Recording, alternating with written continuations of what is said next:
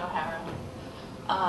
As you know, I do have a child that's been denied. But what I really want to come here tonight is talk to the school board that you're here for the best interest of the district, of the children. Our lawyer, your lawyer, has said to you, you know, case by case, it can be done, but we need to send people to Manchester. What I want you to think about is what is the best interest for our people. We're like at a turning point here in Hooksett and in education and a lot of things. And everything that I've heard that these parents have asked for as a hardship, an educational hardship, could actually fall under an educational hardship. Special classes, if you look at Manchester, they're in cooperative programs. If they don't offer it, Attorney Graham can tell you more about this. You can go to other schools, such as Alvin and some other things, to pick up other courses. So even Manchester is acknowledging the fact that if we can't offer your child a class, we can find another high school in the area for them to take that class. Nashua does it. They tuition people out to Albert as well. So I'm wondering if the school board could go back and think of what hardships are. If you're being bullied in one school and then going to another school, even though it's a different school, it's a high school, you're still on the same bus with the same kids. If you're coming from the same neighborhood, you're also going to be taking classes with those same kids. So is that not an educational hardship? I think that when you're looking at doing 100% tuition, one of the things that they said, it was inherently unfair to someone who may not be able to pay the extra tuition.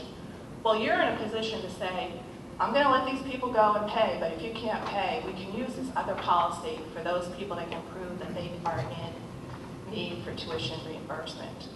So I think that you have a lot of reasons why you can allow this to continue. And all I hear from the older school board members is why they won't do it. I think that in the best interest of the schools, in the best interest of the kids, why would we stop something that was working well? Also, if you look at the people that you turned down, and you look at the people who didn't come in front of you this year, where are they going? You're saying, well, you want to put all that money back to Manchester? Guess what? 90% of those people are not going to go to a Manchester school. They're going to Trinity, they're going to other private schools.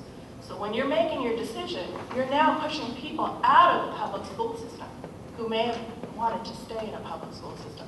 So I think you also have to look at that as well. I think the public school system offers an awful lot for our children. We should support it. And as a school board, I think that you should think about that as well. Obviously, I also would like you to go back to the other policy as we've had it in the past, and hopefully you'll do that at the next board meeting. My question to Attorney Graham is, as far as qualifying a hardship, isn't something as simple as not offering a course available to a student considered an educational hardship?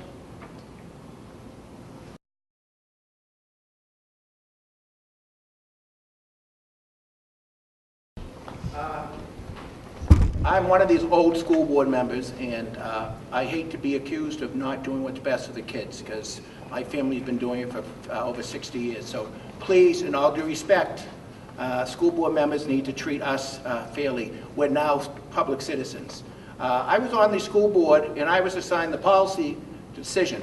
And we go back, this decision has been talked about going back about at least 3 years. In April, February of 8th, 2011, a former school board member who's not here, who chose to leave early, stated his hesitation, indicating there is no strong rule for approval, which is what exactly everyone is saying there. So you're absolutely right. People kept asking, well, what's case by case? If we go back to the old case by case, that does not mean that it was working. It was working because everyone was approved. If we had decided back then, using case by case, which is in the definition, which all I can say is what I was using, case by case, separate and distinct from others of the same kind. Well, if that's the case, that means the same criteria regarding hardship. There was a concern regarding what this case by case is. So we looked at it, and instructed by the school board on the policy committee, went back and looked. We needed to know what a definition of case by case is. So we applied and we presented the hardship criteria. If there is a flaw in the policy, then it needs to be corrected. Perhaps a flaw in the hardship in the policy is it does not specifically mention educational hardship. So maybe that's the flaw that needs to be added. Again, I don't know. But all we can do is, we have a contract, and I'm doing what's best for Hooksett. And people who say I was doing best for Manchester, shame on them. But that's another story. I'm very pleased for my service, and I'm very happy we have 2 new school board members. Wish I was one of them, but unfortunately that's what we decided. So I'm going to wish them the best of luck. As I hope they were demanding of us, I'm going to demand the same thing. This is not an easy situation. If in 2001, Hooksett School District had decided to build a co-op, there would be no case by case. We would have to apply the standard of an educational hardship because Hooksett was not meeting the requirements of our students. Then it would be up to the superintendent under JEC, whatever that policy is, for him to decide. So unfortunately, the contract is the contract, and we have to follow case by case, distinct and separate from all others. What is that criteria? I wish we could actually come up with a, as Mrs., I forgot what Mrs., whoever, the former teacher, who I was a former teacher, a rubrics on what meets this requirement. Well, unfortunately, if we had that possibility, then all this problem would be resolved and we wouldn't have to be deciding. So all we can do is make sure that we provide all our students with the opportunities. We can't suffer one student over someone else's benefit, because that's not really fair. So how are we going to solve that problem? I had sound reasons when I was on the school board. Hopefully my fellow school board members had something. So it's now up to them. If we can come up with an answer that if you meet A, B, and C requirement, then by all means you can go to any school you want. But I don't think that's as easy as said as done. So all I can do is hope that you do the best. And again, it's all case by case. And what's the case by cases? Maybe as a result of this forum, Manchester will come and say, hey, case by case isn't going wherever you want. So let's be careful what we say here, because Manchester may come and say, hey, Hooksett, let's be careful what you're doing, because we expect all your students. So all I can do is say I wish you the best. I know you'll all make the best decisions based on what you think is, and that's all I can ask for. So I hope you've solved this problem, because there's a lot of K through 8 kids that we need to concentrate on just as well. So that's all I can say. Thank you very much.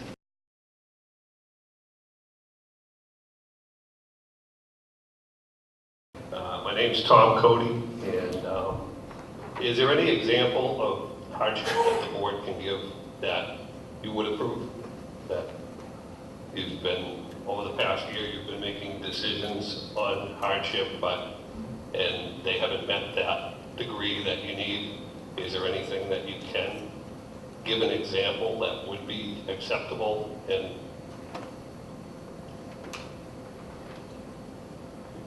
so I'm a little confused, because you seem to... All right, one more question. Okay. All right, Just because you seem to be saying that our contract states that all the students from Hooksett are supposed to go to Manchester.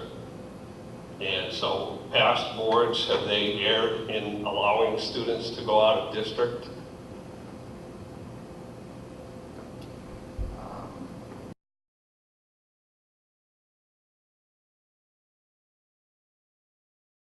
Hi, I'm Paul Antosh, and a couple things I want to say. I do like choice. All great things happen when you have choice, but that's, of course, not what we're talking about right here.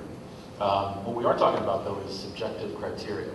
So we're talking about the law that we have, and then we have the school board, which has the ability to determine whether students can get reimbursed or go to another school, another high school. Regardless of how clear we make that criteria, or how clearly we state the criteria, it's still a subjective decision. So I would officially pose to the school board to answer the question of, why do you want a more restrictive policy? And I understand that you may or may not comment right now, but I would like to post that as a kind of an official request for officials. Thank you.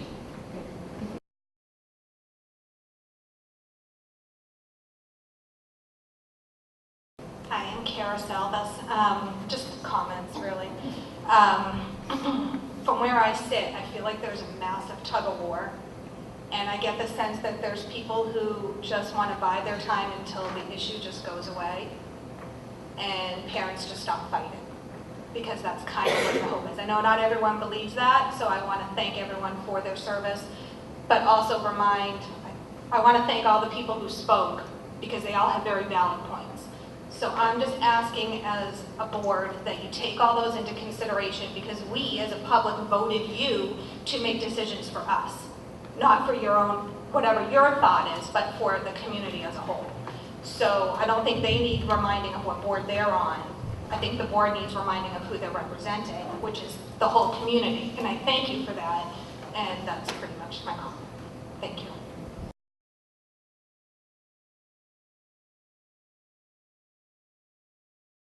Which I definitely agree with that, especially when you hear, and these educators will tell you that there are other schools that actually have their own high schools that are doing it as well. But Attorney Graham, one of the things you had said about the, when I was doing my research for the appeal, there was only about 2 cases that actually made it to the state. So I did call Concord and ask them. One was the Fremont case about football, probably in 2003. And what they said to me was most of them do not go to the state to be actually settled. They're usually settled on a town level. So I wanted to clarify that you had said there was many, many, many cases that because someone wanted a sport that they were denied by the state. And in actuality, there's probably only 1 case that's actually made it to be decided by the state. You may know more in New Hampshire, but I actually called Concord, and there was only about 3. And 1 was sports, and 2 others were something else. So maybe if you can give us numbers, that would be great.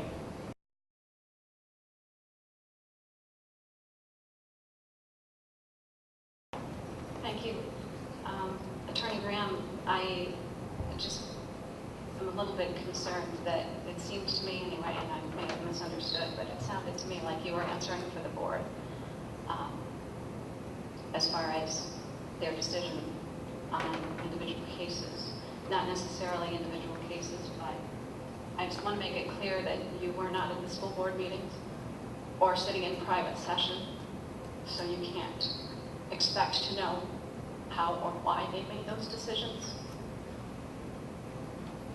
They set their policy and you represent them evidently, as far as I understand this to work. Thank you.